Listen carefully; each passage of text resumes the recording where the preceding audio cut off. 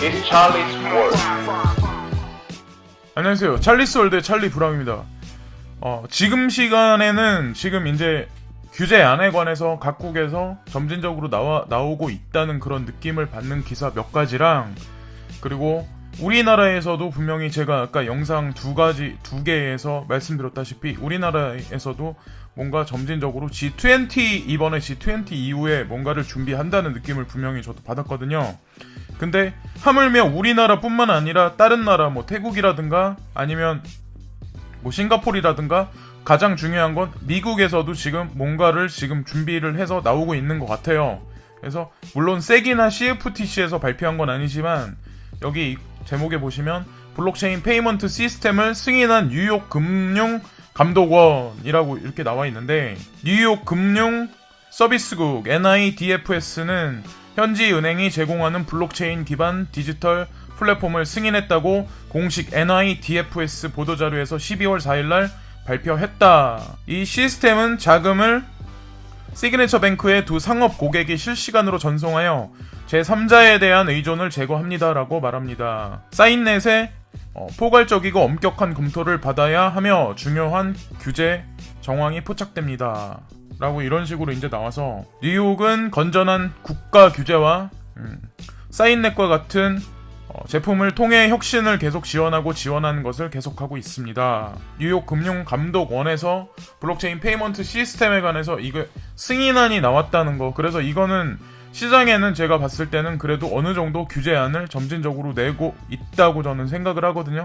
그래서 이 뉴스를 한번 보여드리고, 이제 얼마 전에 이제 그 웨이브라는 코인을 아마 아실 거예요. 웨이부즈라고 있어요. 그래서 샤샤라는 사람이 이제 거기 CEO인데, 원래 베이스가 깔린 거는 러시아 주체거든요. 그래서 러시아에서 전폭적으로 밀어주고 있는 코인이 웨이부즈라는 코인이 있어요. 그래서 여기 지금 파도가 나오죠. 시원스럽게 보이는. 그런데 이게 50%를 상승을 했어요. 갑자기 급작스럽게 시장 침체돼. 여기 제일 위에 보시면 개발자 세대를 염두에 둔 토큰 플랫폼인 웨이브는 전반적으로 정체된 암호 시장에서 베이스 토큰이 지난 24시간 동안 거의 50%나 상승하여 분석가들이 머리를 극적이게 만들었다라고 나오고, 여기 지금 급작스럽게 50% 상승한 거에 관한 그 차트가 이렇게 쭉 보이죠. 크립토커런시의 일반적인 허슬과 흐름이 더 널리 채택됨에 따라 웨이부즈에 대한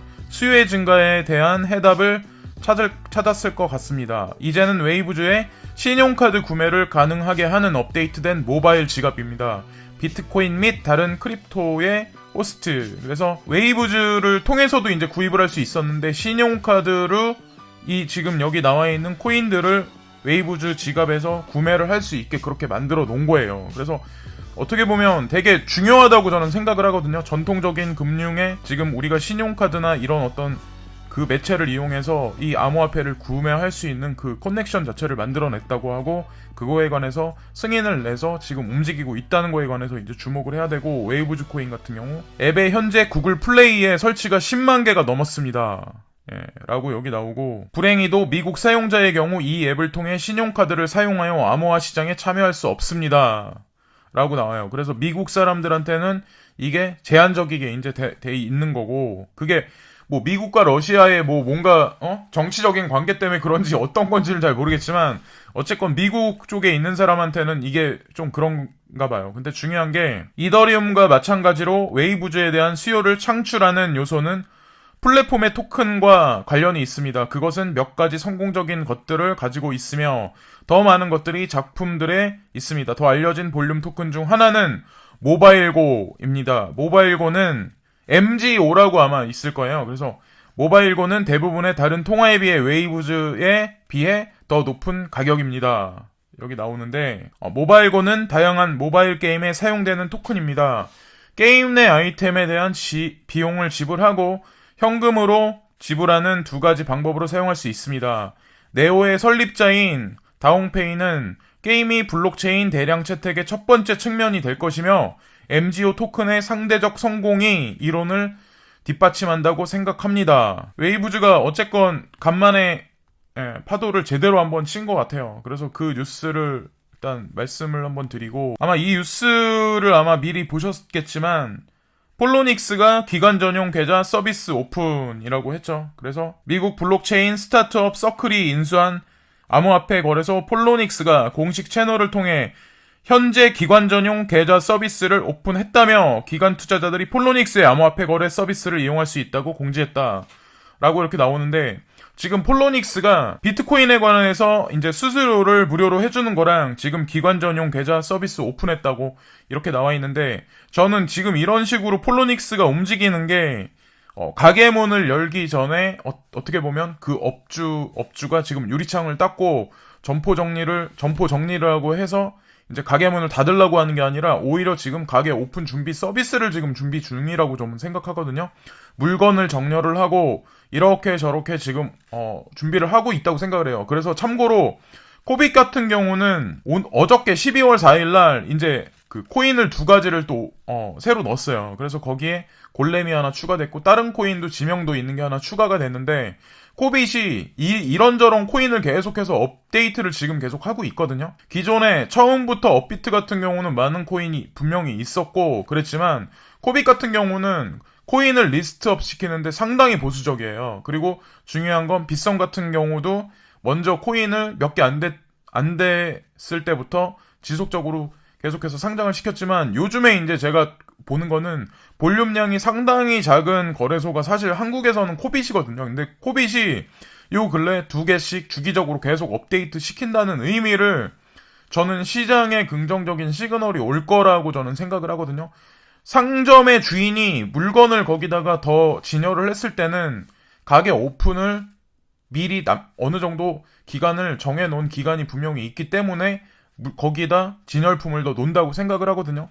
제 논리가 맞다면 아마 저는 긍정적이라고 생각을 합니다. 예. 테조스 지켓이 영지식 증명 기술 도입 가능성이 많다라고 이렇게 나왔는데, 크립토 인사이더에 따르면 익명성을 강조한 지켓시에 사용된 제로 영지식 증명 모델을 기반으로 한 영지식 증명 기술이 테조스에 구현될 전망에 힘이 실렸다. 이와 관련해 테조스 네트워크의 트랜잭션을 보호할 수 있도록 지켓시 라이브러리 접속을 돕는 지난 11월 29일 테조스 깃랩에 공개됐다. 미디어에 따르면 지켓시 공동 창시자인 주코 월콕스는 작년부터 테조스의 핵심 아이디어인 분권화된 프로토콜의 정형화, 자동화된 거버넌스에 관심을 갖고 테조스 프로젝트에 조언을 해온 바 있다 라고 나와서, 지켓시의 어떤 영지식 그런 기술을 이런저런 코인들이 계속해서 도입해서 쓰기 시작을 했어요. 그리고 아마 이 뉴스를 얼마 전에 아마 다들 보셨겠지만, 이제 비트코인 골드 거기 CEO가 전략 매도, 팀 보유량 매각,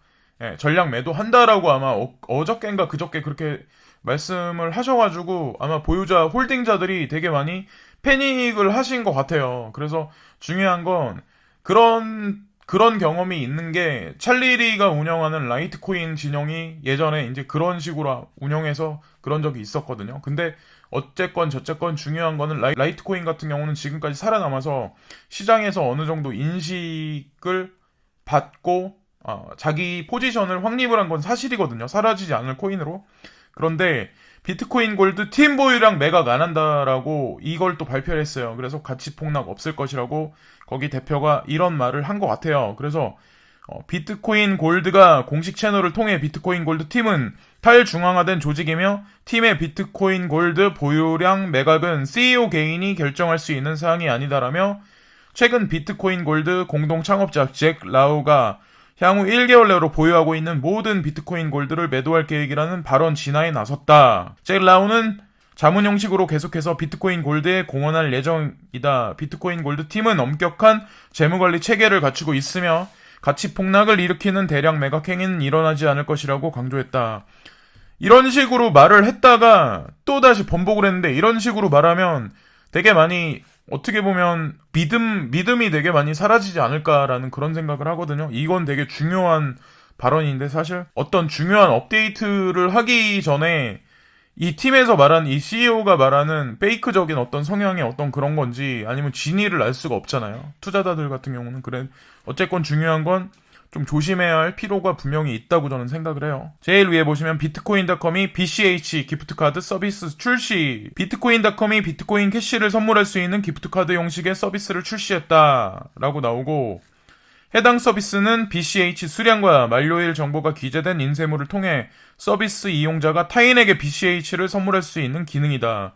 만약 해당 만료일까지 사용되지 않을 시 해당 금액은 다시 원래 소유주에게 반환된다는 게 비트코인닷컴의 설명이다 라고 해서, 비트코인닷컴에서 비트코인 캐시 생태계를 점점 확장을 하고 있는 것도 사실이고, 그래서 저는 어쨌건 중요한 게 비트코인 캐시가 지금 시세가 엄청나게 안 좋아가지고 불안해하시는 분들이 되게 많은데, 저는 괜찮을 거라고 생각을 해요. 개인적으로는 일단 그렇게 생각을 하거든요. 근데 이제서부터 이제 악재 뉴스를 제가 말씀을 드릴게요. 그래서 악재 뉴스가 이상할이 많지 지금 여기저기 계속 나오고 있어요. 그래서 이거를 이게 악재 뉴스가 진짜 실제로 행해지는 건지, 아니면 갑자기 나오지 않던 악재 뉴스가 지금 코인 가격이 엄청나게 하락했음에도 불구하고 왜 쏟아지는지에 관해서 그거에 관해서 잘 생각들을 해보셔야 되는 거예요. 그래서 암호화폐의 진짜 위험, 잃어버린 비트코인이라고 여기 나왔죠. 그래서 제일 위에 보시면 2011년 이전 잠긴 주소의 20%에 30%에 달해